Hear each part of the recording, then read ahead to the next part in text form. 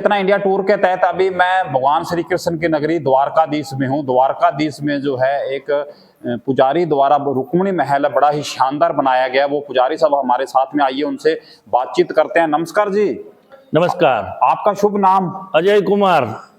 ये जो इतना सुंदर महल बनाया है, इसका विचार कैसे आया आपके मन में? ये आप जो ये सोने की द्वारका पावन धाम रुक्मिणी महल देख रहे हैं, जी जी, वो भेंट द्वारका में है जी, जो कृष्ण का निवास स्थान है। जी जी, भगवान रानियों के साथ यहाँ रहते थे। जी, राज करने के लिए गोमती द्वारका जाते थे, जी, जो वहाँ 150 फुट ऊंचा शिखर है, जी, उसको बोले गोमती द्वारका। जी, और समुन्दर के बीच में भगवान सोने की द्वारका बसा के बैठे थे। जी, कलयुग प्रवेश होने से भगवान ने सोने की द्वारका अपनी डुबा दिया 7 दिन के बाद। जी, पहले भगवान रहते थे। जी, जी, तब इस गांव का नाम था रमन द्वीप, भागवत जी में उल्लेख है। जी, जी, 3 और पानी 1 और रास्ता। जी, भगवान के परम मित्र सुदामा जी, जी, सुदामापुरी यानी कि सिटी का नाम है पोरबंदर, जी, वहां से पैदल चल के मिलने को आए थे। जी, 3 मुट्ठी चावल का भेंट किया, जी, भेंट द्वार का नाम पड़ गया। जी, पर फिर भगवान कलयुग प्रवेश होने से सोमनाथ प्रभा क्षेत्र गए, अपना देह का त्याग किया, जी,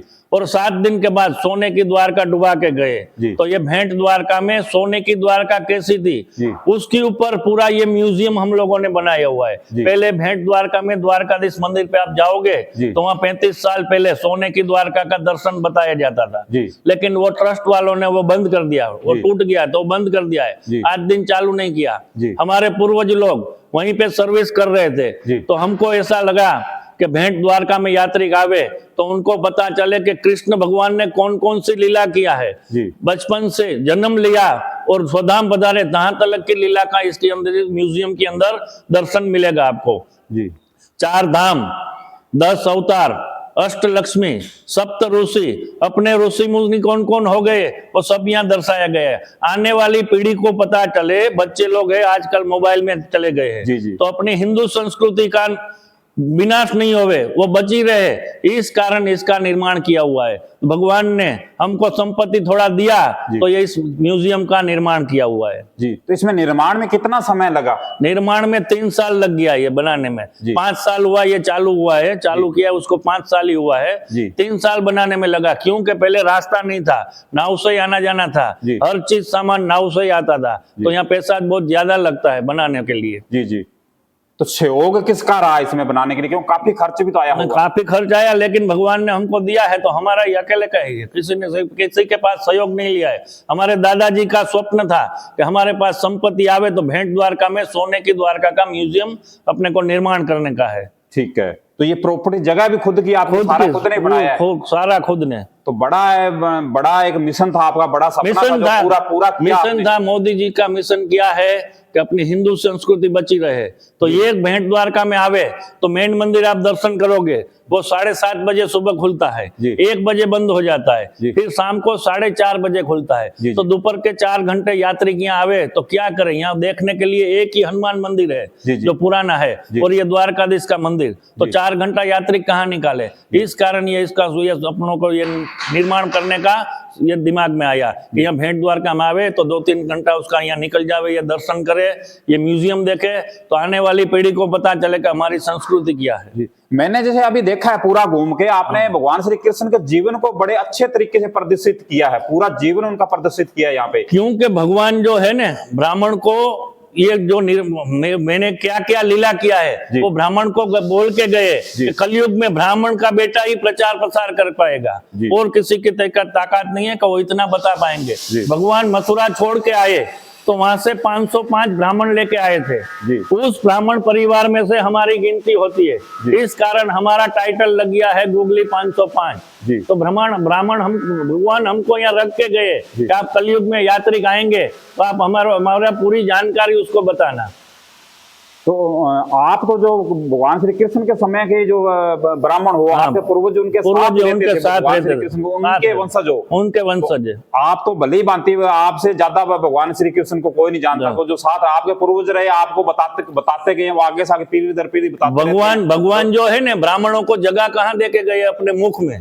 जी। जो ब्राह्मण बोले वो भगवान बोले समझने का होता है। भगवान ने जगह ब्राह्मण को मुख में दी है ठीक कि है। मैं ब्राह्मण बोलेगा ना वो भगवान बोला समझने का होता है। तो आप जन्म से ही यहाँ पे रह रहे हो? जन्म से हमारी पीढ़ी इधर के ही है, भेंट द्वारका के ही। पहले मथुरा थे हमारी पीढ़ी, भगवान मथुरा छोड़ के आए जी। जरासंध के साथ युद्ध छोड़ के आए थे जी। अपना वंश बचाना था, यदुवंश को बचाना था। जी। तो विश्वकर्मा को आदेश दिया जी कि मेरी एक रात में सोने की द्वारका बसा देना। जी। समुद्र महाराज से आज्ञा लिया। जी। भगवान को भी मांगना पड़ता है, हमको कलयुग में मांगना पड़ता है, आपको मांगना पड़ता है, ऐसा नहीं है। भगवान उदाहरण देके गए थे कि कलयुग में बिना मांगे माँ भी बेटे को भोजन नहीं देगी, मांगना तो सबको पड़ेगा। उस वक्त भगवान ने भी मांगा था समुद्र महाराज से कि मेरे को जगह कर दो, मेरे को एक रात में सोने की द्वारका बसानी है, मेरी सोने की द्वारका यहाँ बसानी है। तो विश्वकर्मा ने एक रात में सोने की द्वारका बसाई थी। फिर भगवान कलयुग प्रवेश होने से वो सोने की द्वारका, भगवान वाली सोने की द्वारका डुबा के गए। जमीन का भाग रख के गए थे कि कली काल में यात्री आएंगे, ये उस जगह पे मेरा जो मैं रहता था उस जगह पे मेरा मंदिर बनेगा और यात्री आएंगे, दर्शन करेंगे, धन्यता पाएंगे। जैसा आपने बताया सोने की जो द्वारका थी वो समुद्र में समा गई, तो उसके बाद जमीन छोड़ के गए थे। इसकी शुरुआत किसने की फिर बनाने की, इसको दोबारा निर्माण करने की? राजा रजवाड़े लोग हो गए ना, पहले राजाओं का राज चल रहा था। जी उसी ने बनाया। पहले गायकवाड़ स्टेट था यहाँ पे, फिर उसके बाद जामनगर स्टेट थे जी, फिर अभी ये पूरा गवर्नमेंट के ऊपर आ गया है जी। पहले राजा और लोगों ये जो बेट द्वारका जी चारों तरफ से पानी से घिरा हुआ है, बेट द्वारका चारों ओर पानी से घिरा हुआ है। 36 किलोमीटर राउंड में टापू है पूरा, 36 किलोमीटर में शंख आकार का टापू है। शंखासुर नाम का दैत्य हो गया जो ब्रह्मा जी का 4 वेद चोरी करके इस गांव में छुप गया था। भगवान विष्णु ने पहला अवतार लिया, उसको बोले मत्स्य अवतार, मछली का अवतार धारण किया, उसका वध किया, 4 वेद छुड़ाए, तो इसका नाम पड़ा बेट शंखोद्वार। ठीक है। तो अभी यहाँ पे कौन कौन सी जातियां रहती है, लगभग कितने लोग रहते हैं 36 किलोमीटर में, और क्या क्या बिजनेस चलता है? 36 किलोमीटर के एरिया में यहाँ की जनसंख्या है 10,000 की जी। उसमें केवल 8,000 से ज्यादा मुस्लिम लोग हैं जी, अपने 2,000 में अपने हिंदू है जी। उसमें सब ब्राह्मण है, बनिया लोग है, पटेल लोग है, गुजराती में छत्री लोग है, वो सब रहते हैं। ये 36 किलोमीटर में खेती बाड़ी भी होती है? खेती बाड़ी कुछ नहीं है, श्रापित भूमि है जी। भगवान के कुल गुरु दुर्वासा मुनि ने कृष्ण और रुक्मणी जी को श्राप दिया था कि आपको 12 साल, 2 श्राप दिया था कि आपको 12 साल अलग रहना पड़ेगा। इस कारण रानी रुक्मणी का टेम्पल यहाँ से 28 किलोमीटर दूर है द्वारका जी में। और दूसरा श्राप क्या दिया था कि कृष्ण और रुक्मणी भगवान अपने कुलगुरु दुर्वासा मुनि को भोजन का निमंत्रण देने के लिए यहाँ से 35 किलोमीटर दूर उसका आश्रम है, वहां रथ लेके गए। तो गुरुजी बोले मैं आऊंगा भोजन के लिए आपकी सोने की द्वारका में, लेकिन आप ये रथ लेके आए हो ना, रथ में से अश्व को निकाल दो। अबोल पशु पक्षी के ऊपर हम गुरु लोग नहीं बैठते, उसको हमको हत्या लगती है। एक बाजू जगत के पिता द्वारकाधीश जुट जावे, एक बाजू जगत की माता रानी रुक्मणी जुट जावे, दोनों खींच के लेके आओ तो मैं आऊं जी। दोनों तैयार हो गए, गुरु जी को बिठाया ऊपर रथ के ऊपर। रास्ता 35 किलोमीटर का था, खींच के लेके आ रहे थे। जगत जननी रानी रुक्मणी ने जीवन में ऐसा कार्य कभी किया नहीं, वो तो राजा की कुंवरी थी। तो वो जो दिन था वो कौन सा था? चैत्र मास एकादशी का दिन। सुबह के समय वहां से निकल गए, 35 किलोमीटर चलना था, आधा रास्ता पसार हो गया, तो दोपहर के 12 बज गए, यानी कि मध्याह्न काल हो गया। तो रानी रुक्मणी को शरीर में पसीना आ गया, रानी रुक्मणी का कंठ सूखने लगा। तो भगवान को बोली, हे प्रभु अब मेरे से रथ खींचा नहीं जाएगा, आप मेरे को पानी पिलाओ। तो भगवान ने रथ को बीच रास्ते में खड़ा कर दिया, अपना दाहिना पैर का अंगूठा जमीन में दबाया, चरण गंगा प्रकट किया, खोबे से रानी रुक्मणी को पानी पिलाया, खोबे से भगवान ने पानी पिया। भूल और गलती किया हुई ऊपर इनवाइट किए हुए गुरु बैठे हैं, उनको पानी का भी नहीं पूछा। भोजन के लिए तो लेके जा रहे थे द्वारका, लेकिन पानी का नहीं पूछा। किसी ब्राह्मण को आप घर में कलयुग में किसी ब्रह्म पंडित को भोजन का निमंत्रण देंगे, घर पे डाइनिंग टेबल पे सब कुछ सजा हुआ है, थाली भी परोसी गई है, ब्राह्मण भी बैठा है और आप भी बैठे हो।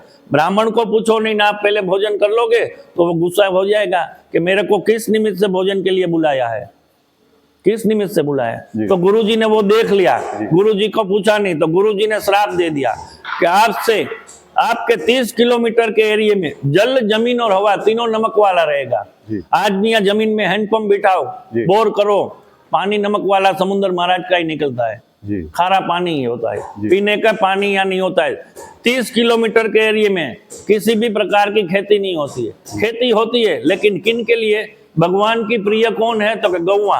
गौवा के लिए घास चारा उगे, बाकी और इंसान के लिए किसी भी प्रकार का अनाज की उत्पत्ति यहाँ नहीं होती है। हर चीज 50 किलोमीटर दूर से ही मंगवाना पड़ता है। पानी भी पीने का वहीं से पानी भी पीने का 50 किलोमीटर डैम है, डैम से आता है, पाइपलाइन डाला हुआ है गवर्नमेंट ने, उसी में आता है। या बारिश का जिला हुआ पानी, और कोई पानी यहाँ हैंडपंप बिठाओ, जमीन में कुछ भी करो, पानी नमक वाला ही निकलता है, समुद्र महाराज। ठीक है, तो खेती बाड़ी नहीं होती, और रोजगार क्या करते हैं यहाँ पे? और रोजगार जो यहाँ यात्री आते हैं, यहाँ हर जगह पे घूमते करते हैं, कोई ऑटो चलाते हैं, कोई बिजनेस करते हैं, कोई सर्विस करने के लिए आगे जाते हैं। बाकी ब्राह्मणों का जो खेती है वो मंदिर में है।